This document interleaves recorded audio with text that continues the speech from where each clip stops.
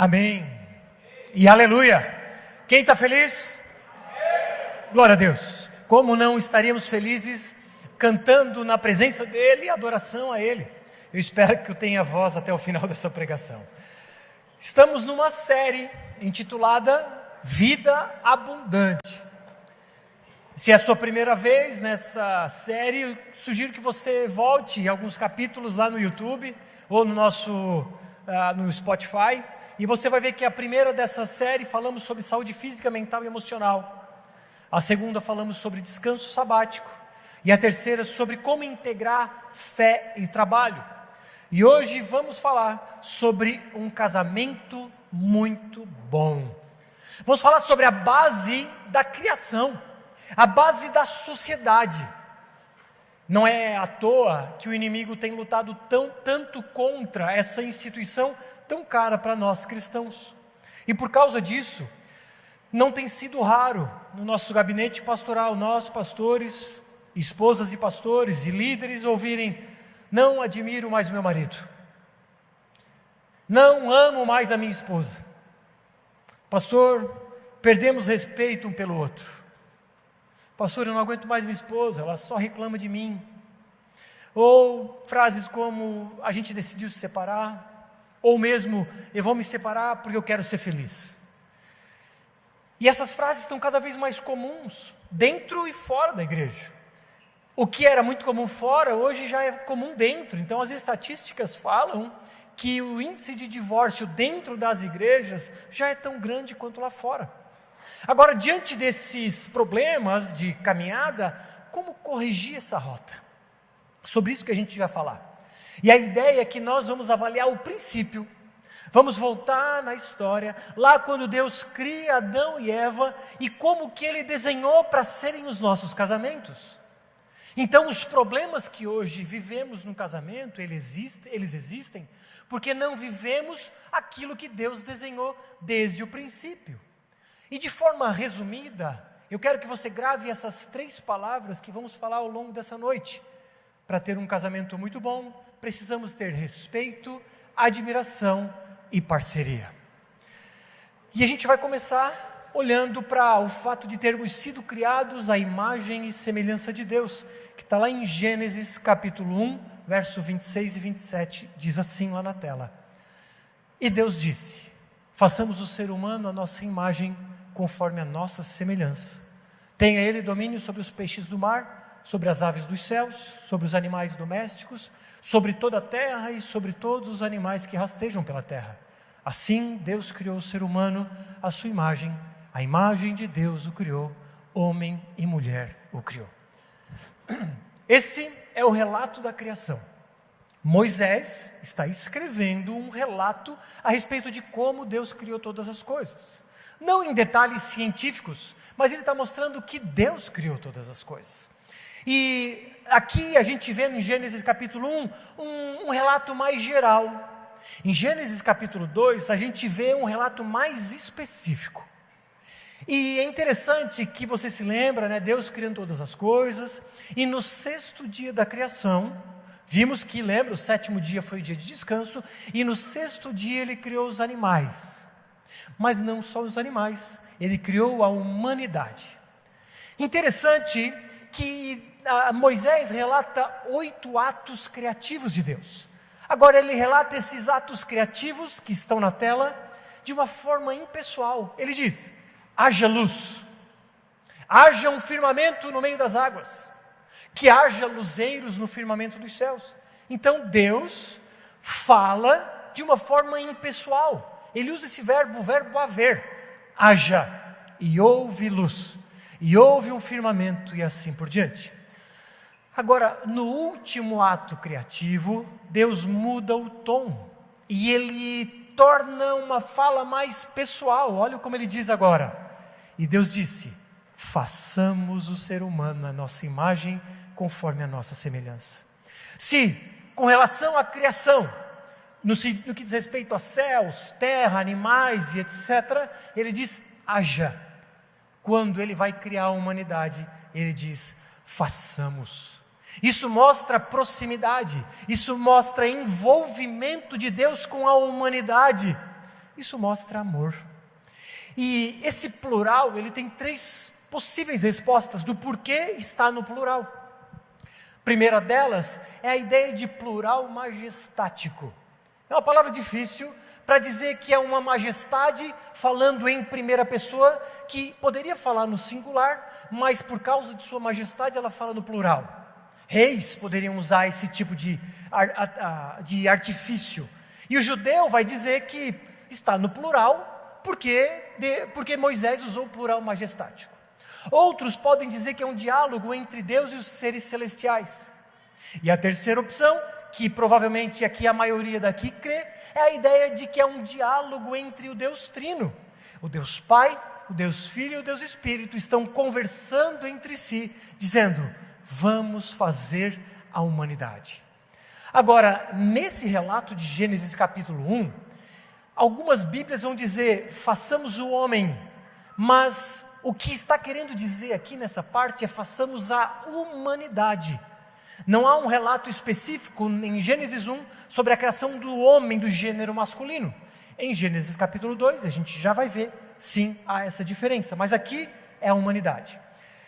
E aqui é uma coisa muito importante, ele diz: façamos a nossa imagem. Olha só, Deus disse: façamos o ser humano a nossa imagem, conforme a nossa semelhança. Assim Deus criou o ser humano à sua imagem, a imagem de Deus o criou, homem e mulher os criou. Ele fala 3 vezes que nós fomos feitos à sua imagem. Os animais, segundo Gênesis 1, foram feitos conforme as suas espécies, mas ele dá um destaque especial para a humanidade. E a humanidade, 3 vezes ele diz: vamos fazer a humanidade conforme a nossa imagem. Agora, o que isso significa? Quais as implicações práticas pelo fato de que sim, somos feitos à imagem de Deus? Primeiro ponto é que nós somos a expressão de Deus na terra. Nós somos seus representantes. A ideia aqui era mais ou menos de uma estátua. Uma estátua de um Deus representava o seu Deus na terra. Nós fomos a imagem de Deus produzidos para sermos os representantes de Deus na terra. No Antigo Oriente Próximo, a ideia que eles tinham é que deuses habitavam em estátuas. Também entendiam que os reis eram representantes dos deuses na terra, e por isso eles deveriam exercer domínio. Os hebreus, ou Deus dos hebreus, tem uma ideia diferente, uma ideia mais democrática. Se para os deuses do Oriente era só o rei que o representava, para o Deus de Israel, nosso Deus, o seu povo representa.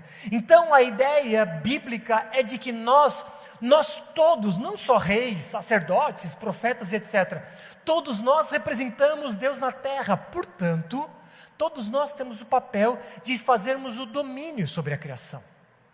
Somos a imagem e a semelhança.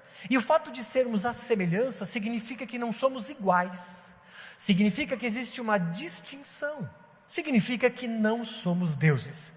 Mas estamos falando sobre casamento. Portanto, a pergunta que nos vem é: qual a implicação prática para os nossos casamentos pelo fato de termos sido feitos à imagem de Deus? E eu trago aqui as 3 palavrinhas. Não é aquelas 3 palavrinhas, são outras que você talvez esteja pensando. São as palavras respeito, admiração e parceria. E aqui, para facilitar a lembrança depois, a sigla REP, só para facilitar a sua lembrança. Imagino que você já entendeu o porquê. Então, as implicações práticas, pelo fato de sermos criados à imagem de Deus, significa que temos que ter respeito pelo nosso cônjuge. Eu te pergunto, você desrespeitaria o Criador do universo? Deus aparece na sua frente. Você agiria com desrespeito para com Ele? Obviamente não. E por que desrespeitamos aquele que é a imagem de Deus na terra? Se não desrespeitamos Deus, por que desrespeitamos aquele que é seu representante na terra? E muitas vezes é o nosso cônjuge.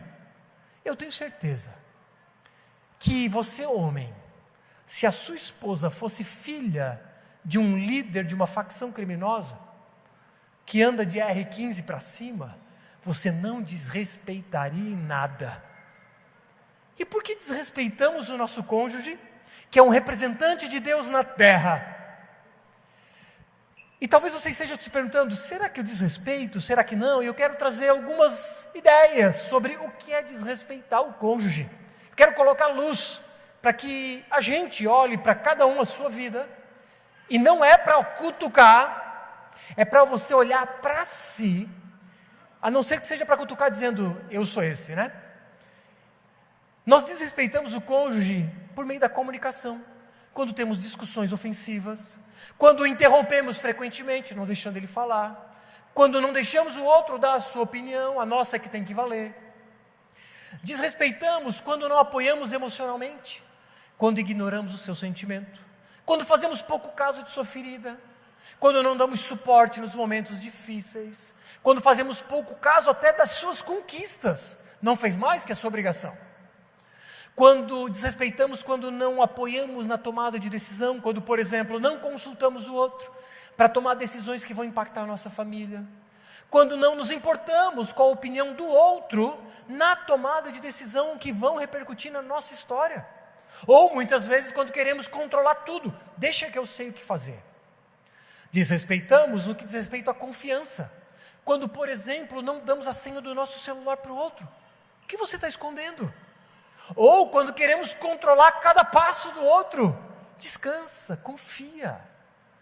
Não respeitamos o outro no que diz respeito à colaboração, quando, por exemplo, só criticamos, só reclamamos, quando zombamos, pior, quando zombamos na frente de outros, quando não dividimos as tarefas domésticas, ou quando planejamos o futuro individualmente, como que eu tenho o meu futuro e a Lela tem o futuro dela. Não! É um só, porque somos uma só carne. Não respeitamos o outro na área sexual quando não consideramos os desejos e os limites do outro. Quando buscamos a satisfação só de eu mesmo, de forma egoísta. E quando não conversamos sobre esse assunto. Desrespeitamos no que diz respeito às contribuições, quando não reconhecemos as contribuições do outro. Ou quando não expressamos a nossa gratidão àquilo que o outro está fazendo. Ou mesmo quando não expressamos apreço pelo esforço do outro. Então, diante disso, eu te pergunto, em quais dessas categorias você se encaixa? Será que você... Porque assim, quando falamos de desrespeito, muitos vão pensar, é só quando grita, é só quando xinga, quando fala palavrão. Não, essas inúmeras, que não é uma escala exaustiva, há inúmeras outras possibilidades, mas essas são algumas para te ajudar a enxergar se você está desrespeitando o seu esposo ou a sua esposa. Se você se encaixa em alguma dessas categorias, você precisa rever a sua postura diante do seu cônjuge. Agora, você talvez esteja se perguntando, como respeitar então? O que devo fazer para respeitar? Primeiro delas, tenha uma comunicação aberta, diálogo. Você precisa falar o que sente, você precisa falar da sua opinião sobre as coisas, você precisa falar daquilo que lhe incomoda, você precisa conversar. Apoio constante, apoie o seu cônjuge nas suas tomadas de decisão, nas suas dificuldades, nas suas conquistas ou lutas. Na tomada de decisão de forma colaborativa, você deve participar e esperar a participação do outro nas tomadas de decisão. Confiança mútua, passe a senha do celular e não queira controlar todos os passos do seu cônjuge. Colaboração mútua, ajude em casa, ajude nas finanças, ajude a construir um lar. Compreensão e apoio sexual, conversem sobre isso e não busque somente para si os prazeres de forma egoísta. Valorização contínua, valorize o seu cônjuge, a sua opinião, as suas conquistas, enfim, dê suporte emocional em todas as áreas. Porque quando agimos com respeito, facilmente teremos um casamento abundante. Por outro lado, quando acaba o respeito, muitas vezes é difícil contornar. Porque a falta de respeito, normalmente ela é progressiva e bilateral.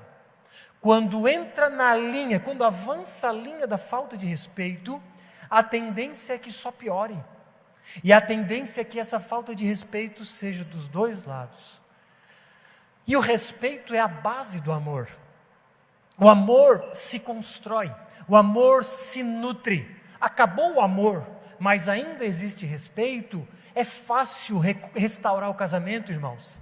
Se você está pensando assim, a gente se respeita, mas a gente não se ama mais, saiba que é possível restaurar esse casamento, basta alimentar o amor.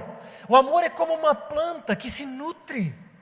O amor é como uma planta que você cuida, você dá água, você coloca nutrientes, e o amor floresce e frutifica em tempo oportuno. Agora, quando acaba o respeito, provavelmente o amor já acabou. Resta ali uma paixão às vezes, e quando acaba o respeito, o buraco é um pouco mais embaixo. Não que não possa ser restaurado, claro que pode, mas é necessário dar um passo atrás. É necessário um lugar de se prostrar diante de Deus e buscar ser uma pessoa temente a Ele, e então o respeito retorna pelo poder do Espírito Santo. Agora, diante do fato de que respeito é fundamental para um casamento, ao primeiro sinal de falta de respeito bilateral, para tudo e conserta a rota. Se você está vendo que o seu casamento está caminhando para um caminho de falta de respeito, conversa entre si e busca ajuda. Nós temos um grupo de conselheiros nessa comunidade. Temos presbíteros, temos pastores, temos as esposas destes e temos um grupo de conselheiros, homens e mulheres. Por favor, se você está vendo indícios de falta de respeito, converse entre vocês e busque ajuda. Estamos aqui para ajudar vocês a retomar um caminho de respeito nesse relacionamento. Porque eu volto a perguntar, você desrespeitaria Deus? Tenho certeza que não. Por que você desrespeita um representante de Deus? Você certamente certamente você respeitaria o presidente dos Estados Unidos. Certamente você respeitaria o embaixador dos Estados Unidos no Brasil. Não é verdade? Se vem Joe Biden, você vai respeitar, mesmo que você não concorde com o seu viés político e econômico e etc. Você vai respeitar o Joe Biden. E se vem o embaixador dos Estados Unidos no Brasil, diante de você, você não vai respeitá-lo? Claro que vai. Agora, eu não estou falando de um representante de um presidente, eu estou falando de um representante do Criador dos céus e da terra. Como vamos desrespeitá-lo? Faça um exercício, agora, você que está com o seu cônjuge ao seu lado, olhe para ele, no fundo dos olhos, e diga: eu não vou mais te desrespeitar. Agora olha de novo para cá. Essa pessoa que está ao seu lado, e talvez não esteja aqui, enfim, é um representante de Deus na terra, digno de respeito, mas não só respeito, digno de admiração. Irmãos, nós admiramos pôr do sol, batemos palma até, eu não, uns. Admiramos o oceano, esse eu quase bato palma, em especial quando tem onda. Admiramos os animais, como não admiramos o nosso cônjuge, que é feito à imagem, que tem dons, que tem talentos, que tem atributos que Deus comunicou, que tem amor, que tem sabedoria, bondade, paciência, fidelidade, mansidão, domínio próprio. Tudo bem, talvez não seja em plenitude, como de fato não é, mas existem sinais de que Deus colocou nele tantos atributos, tantos dons, tantos talentos. E saiba que talvez você não valorize os talentos ou os dons do seu marido ou sua esposa, mas saiba que ele tem dons e talentos que você não tem. e que se complementam. E você aqui já deve estar entendendo a forma como nós enxergamos casamento, numa perspectiva complementarista. Agora, muitas vezes, casamentos desgastados, o indivíduo, ou melhor, o marido perde a admiração pela esposa, a esposa perde a admiração pelo marido. E aí, quase que como colocam um óculos que só enxerga defeito. Talvez você só reclame do seu cônjuge, porque você pegou os óculos dos defeitos dele. Talvez você pegou os olhos da crítica, e por melhor que o seu cônjuge seja, você não consegue enxergar os seus pontos positivos. Eu quero te dizer uma coisa, você que enxerga o marido, que enxerga a esposa, com esse olhar de crítica, saiba que provavelmente o problema está em você. Você está insatisfeito com a vida, você não encontrou em Cristo a paz para o seu coração, você não encontrou satisfação plena em Jesus, e por causa dessa insatisfação, você deposita no seu cônjuge a resposta para os seus anseios. Mas eu quero te dizer que o seu marido ou a sua esposa não são Jesus. Você não vai encontrar a plenitude para o seu coração no seu cônjuge. Enquanto buscarmos o nosso casamento, enquanto buscarmos a felicidade no nosso casamento, vamos ser eternamente infelizes. Por outro lado, aqueles que encontraram a satisfação em Cristo, aqueles que são genuinamente felizes, eles compreendem os defeitos do cônjuge, eles toleram, porque eles sabem que Deus olhou para eles com um olhar de misericórdia. E se Deus perdoou a mim, que sou terrivelmente pecador, quem sou eu para não perdoar minha esposa? Quem sou eu para olhar com olhos de crítica para ela? Se você tem esse olhar, olhe para si, porque você está tentando tirar o cisco do olho do marido ou da esposa, enquanto você tem uma trave no seu próprio olho. Diante disso, o convite que Deus nos faz nessa noite é para que de forma intencional venhamos a nutrir a admiração pelo outro. Por que no começo do namoro nós olhávamos com outros olhos?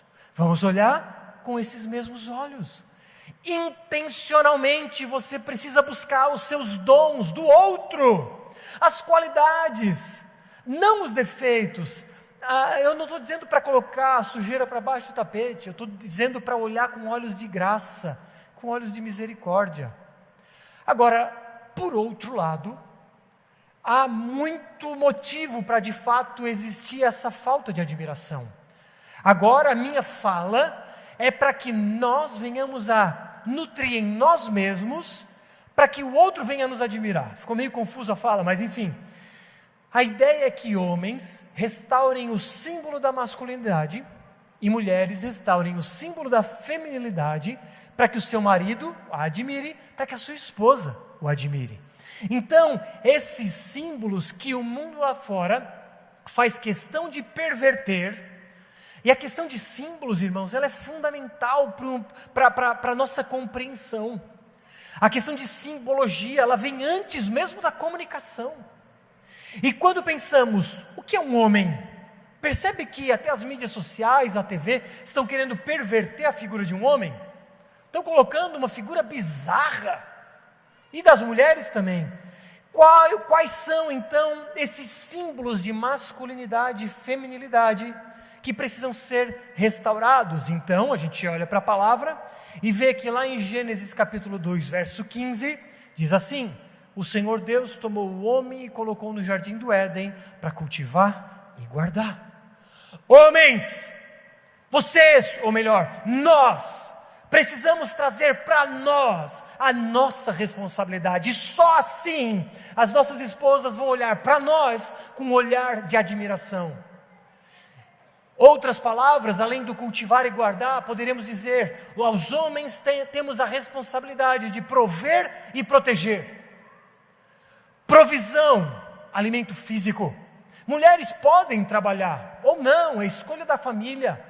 Mas a responsabilidade para trazer o pão nosso de cada dia, ainda que confiemos em Deus, a responsabilidade é nossa, homens.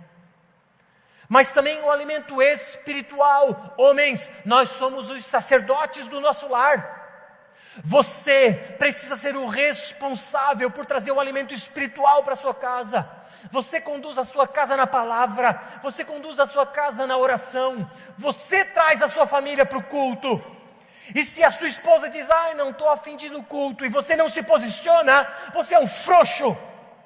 Você está cedendo aos caprichos, e não está cumprindo o seu propósito como sacerdote de um lar. E Deus vai cobrar de você.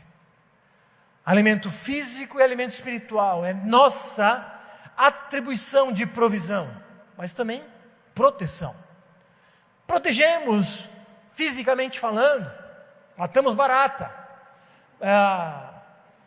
matamos mosquito, fez um barulho, é a gente que vai ver. Tem muito homem frouxo que nem barata mata, porque tem nojinho. Como a sua esposa vai te admirar? Ela está numa cadeira e você está em outra. Como a tua esposa vai te ver de cima a baixo? Que banana que eu casei. Não, pisar, ela tem um creque. Irmãos, mata barata. E é um mínimo exemplo. Agora, aqueles que moram em casa, tenham no mínimo um taco de beisebol no canto da casa. No mínimo. Enfim. E eu não estou falando a favor como é que é a palavra? Agressão, agressividade, nada disso. É proteção. Enfim, mas não só física, principalmente emocional, irmãos. Está cheio de homem brucutu, que não consegue acolher, não consegue enxergar os sentimentos das nossas esposas. Está cheio de homem insensível, e eu me incluo entre eles, que tem dificuldade de enxergar os momentos em que a mulher está frágil emocionalmente. Nós precisamos ser os alicerces emocionais das nossas esposas, porque, segundo a própria Bíblia, elas são as partes frágeis do casamento. Não porque são menos, mas emocionalmente elas são mais sensíveis. Homens, saia daqui com 2 palavras em mente. A sua esposa espera segurança e conforto. Agora tem um terceiro papel do homem. Está lá em Gênesis 1:28, e Deus os abençoou e lhes disse: sejam fecundos, multipliquem-se. Como é que se multiplica? Eu não preciso entrar em detalhes, mas esse aspecto precisa ser nutrido. E quando falamos sobre então capacidade de procriação, não falamos só sobre ter filhos, também mas estamos falando sobre homens que procuram as suas esposas, homens que demonstram desejo por elas, homens que demonstram que as amam e são apaixonados por elas. Você demonstra isso? Talvez a sua esposa esteja infeliz por causa disso, porque ela não se sente amada, ela não se sente desejada. Então, homens, é nossa atribuição a capacidade de provisão, proteção e procriação. Depois, você vai esquecer de boa parte do que eu falei, você vai voltar no YouTube, ou no Spotify, você vai ler, você vai anotar, ou a esposa faça isso para o marido. Esse é o nosso papel, irmãos. Agora, a mulher também tem o seu papel. Gênesis 2:18. O Senhor Deus disse ainda: não é bom que o homem esteja só, farei para ele uma auxiliadora que seja semelhante a ele. Auxiliadora. Eu sabia que a ideia da submissão, de a mulher ser inferior, era bíblica. Não é. Essa é uma má compreensão a respeito da palavra auxiliadora e submissão. A palavra auxiliadora em nada fala sobre inferioridade. Essa palavra no hebraico, ela é usada inclusive para Deus. Deus é o ajudador de Israel. Você acha que Deus é inferior a Israel? Óbvio que não. Então isso não demonstra inferioridade, demonstra complementariedade, o que é completamente diferente. texto diz assim: o homem deu nome a todos os animais domésticos, as aves dos céus e todos os animais selvagens, mas para o homem não se achava uma auxiliadora que fosse semelhante a ele. Então o Senhor Deus fez cair um pesado sono sobre o homem, e este adormeceu. Tirou-lhe uma das costelas e fechou o lugar com carne. Da costela que havia tirado do homem, o Senhor Deus formou uma mulher e o levou até ele. E o homem disse: esta afinal é osso dos meus ossos e carne da minha carne. Será chamada varoa, porque do varão foi tirada.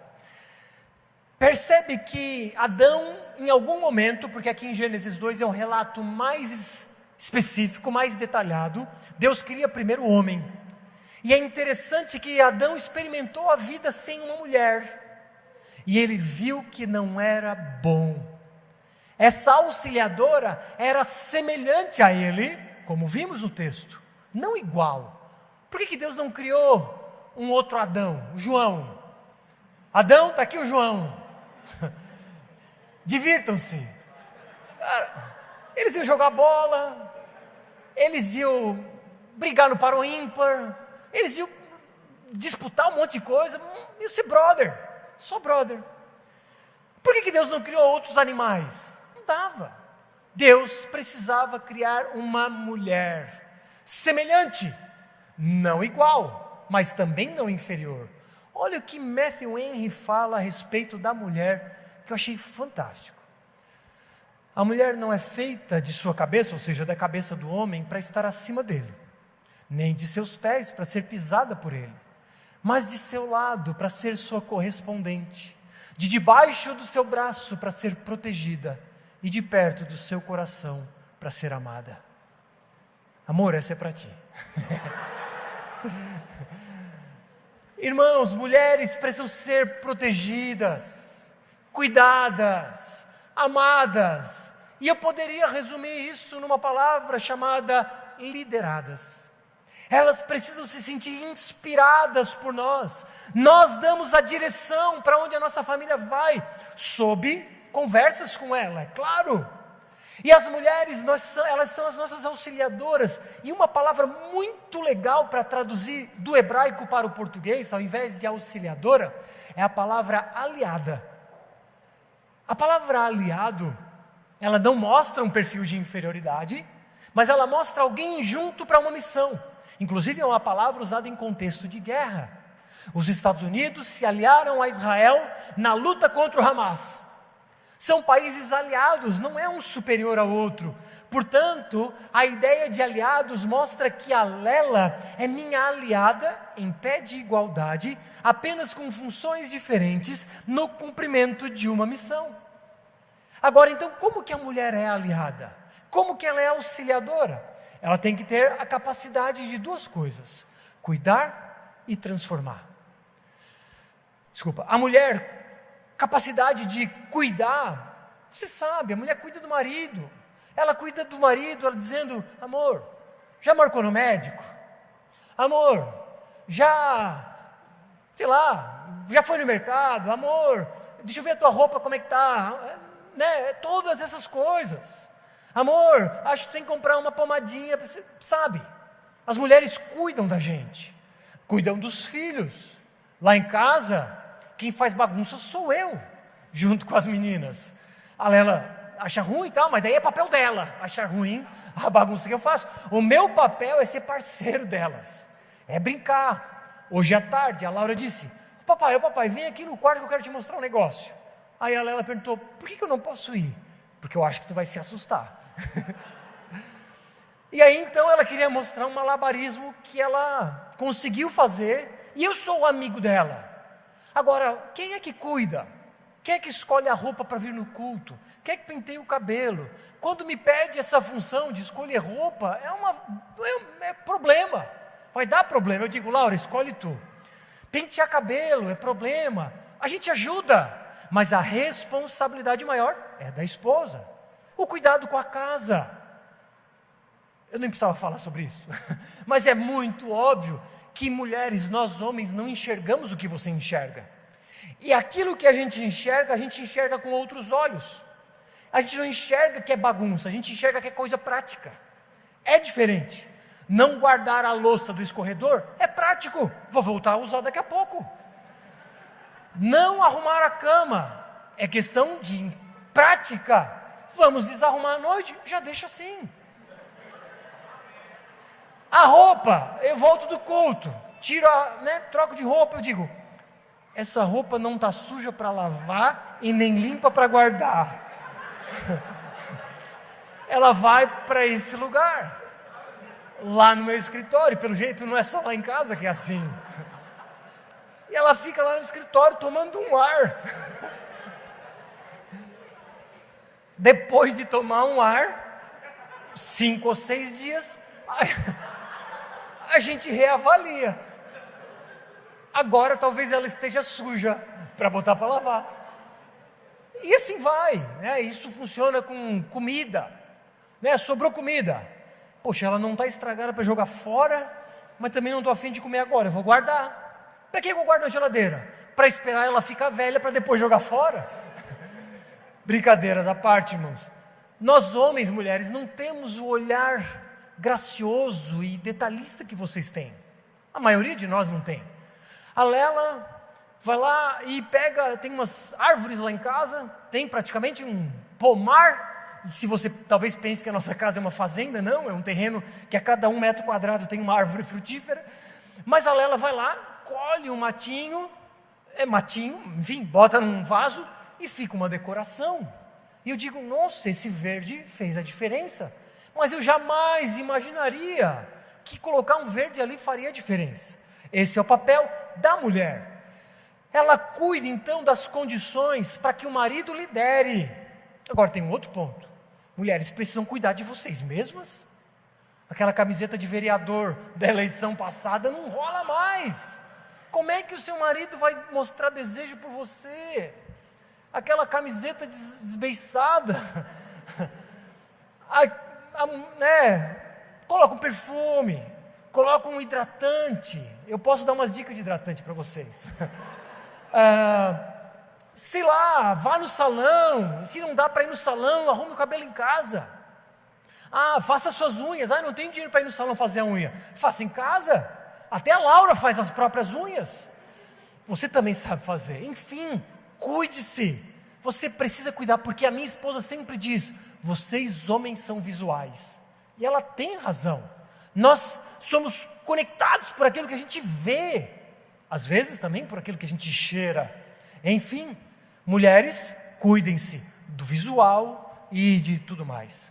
Mas mulheres não só cuidam, como elas também transformam. E aqui, simbolicamente falando, a mulher recebe um espermatozoide e transforma, entre aspas, num bebê. E essa perspectiva, ela também se traduz no lar. A mulher recebe uma casa e transforma num lar. Mulheres, você precisa criar um ambiente que o seu marido queira estar. Que o seu marido queira voltar para casa, a ponto de os irmãos da igreja chamarem para o futebol, e ele vai mandar aquela figurinha dizendo, vou ver com quem manda, ou coisas do gênero. E muitas vezes ele diz que não vai, ele diz que não quer ir, mas no fim das contas a gente sabe o motivo. Brincadeira, é porque ficar em casa é muito bom, irmãos. Mas mulheres, criem esse ambiente. Salomão disse essa verdade aqui, fundamental. A mulher sábia edifica o lar, mas a insensata o destrói com as próprias mãos. Como você tem construído o seu lar? Construído, edificado ou destruído? Enfim, irmãos, criados à imagem de Deus, significa que nós precisamos respeitar e admirar. Homens têm a capacidade de prover, proteger e procriar. Mulheres, a capacidade de cuidar e transformar. Mas não só, então, respeito e admiração. E o terceiro e último ponto, nós somos parceiros. Parceiros na jornada. Somos aliados em subjugar a criação. O texto diz assim, e Deus os abençoou e lhes disse, sejam fecundos, multipliquem-se, encham a terra e sujeitem-na. Tenham domínio sobre os peixes do mar, sobre as aves dos céus e sobre todo animal que rasteja na terra. Nós somos aliados em dominar a criação de Deus. O homem como líder e a mulher como ajudadora. como um capitão de um barco é a função do homem, e a mulher é a tripulação, que faz a coisa acontecer para o homem comandar. Não somos inimigos, não somos concorrentes, somos parceiros, somos aliados. E Gênesis ainda diz: o Senhor Deus ordenou ao homem: de toda árvore do jardim você pode comer livremente, mas da árvore do conhecimento do bem e do mal você não deve comer, porque no dia em que dela comer, você certamente morrerá. Então, se somos parceiros de vida na subjugação, no domínio da criação, somos parceiros na luta contra o pecado. Aqui é a história para a próxima pregação sobre casamento. É possível que seja daqui a 2 semanas, mas aqui a árvore simbolizava o conhecimento do bem e do mal, um desejo de independência e autonomia. Mas o ponto aqui é que eles caíram, eles não foram parceiros na luta contra o pecado. Irmãos, a nossa parceria, ela precisa estar sempre atuante na luta contra o pecado, porque no fim das contas, o que destrói casamentos não é a falta de respeito, não é a falta de admiração ou falta de parceria, mas é o pecado. O que destrói casamentos é o pecado, e eu e a Lela somos parceiros na luta contra o pecado. Você e o seu cônjuge precisam ser vigilantes, em todo tempo orando, tendo uma vida devocional e uma vida em comunidade profunda, para lutarem juntos contra o pecado, porque o primeiro sinal de pecado pode levar a uma ruína e a destruição do casamento, e então vocês não vivem o propósito do casamento. E aqui é o meu último ponto. Vimos diversos atos criativos de Deus na criação, e Deus viu que isso era bom. 7 vezes Deus criou coisas e disse: isso é bom. E então há uma mudança de tom, e o Senhor Deus disse: não é bom que o homem esteja só, farei para ele uma auxiliadora que seja semelhante a ele. É bom, mas não é bom que o homem ande só. Faltava alguma coisa. Então, Deus viu, depois de ter feito a humanidade, Deus viu tudo o que havia feito, e eis que era muito bom. Irmãos, tudo na criação é bom, mas quando Deus cria o homem e a mulher, Ele viu que era muito bom. O casamento, ele foi criado para ser algo muito bom. O casamento foi criado para ser a melhor parte da criação. Portanto, se você não vive um casamento muito bom, peça ajuda. Separação não é a opção. Você fez um pacto diante de Deus e diante de testemunhas, um juramento que precisa ser cumprido até o final de suas vidas. Casamento não é para separar, não há essa opção. E se não está muito bom, saiba que pode ser corrigido. E uma vez corrigido, você vive um casamento abundante. Portanto, os problemas no casamento, e aqui eu concluo, eles existem quando perdemos de vista a instrução original de Deus. Fomos feitos à imagem de Deus, portanto, levando isso em consideração, nós respeitamos, nós admiramos e nós somos parceiros. E quem respeita, quem admira e vive em parceria, vai experimentar um casamento muito bom. E eu finalizo com 4 passos práticos. O primeiro deles, casamento não funciona sem diálogo. É um pilar do casamento.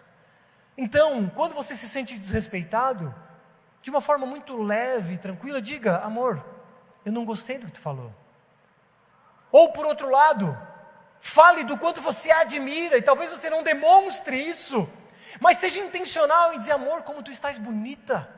Amor, como essa comida ficou boa. Ou amor, que conquista maravilhosa. Enfim, demonstre. Fale da sua admiração e mais. Converse sobre sonhos, sobre planos, juntos. Tenham um dia para construir o plano de vida da sua casa.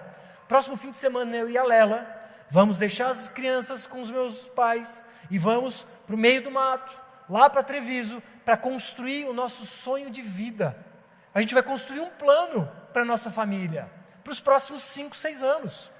Faça isso, construa isso. Além disso, troque as lentes da crítica pelas lentes da admiração. Isso você precisa fazer. É sua responsabilidade enxergar com outro olhar. Mas faça a sua parte para ser admirado. Homem, seja homem. Prover, proteger e procriar. Mulher, seja feminina. Cuide da casa, do marido, dos filhos, de você e transforme a sua casa em um lar. E por fim, o último passo. Faça, quando for aberta as inscrições para o nosso retiro de casais. Coloque na sua agenda. Salve essa data, 25 e 26 de maio, lá em Termas do Gravatal. A gente ainda vai definir o local exato, já estamos em conversas, vamos definir o valor. Vai ser um sábado de manhã até domingo, final da manhã. Vai ser uma grande oportunidade para você corrigir a rota e assim como fortalecer aquilo que já está bom. Então, conversa, troque as lentes da crítica, faça a sua parte para que a sua esposa ou esposo te admire e esteja com a gente no retiro. A banda pode subir e nós vamos orar.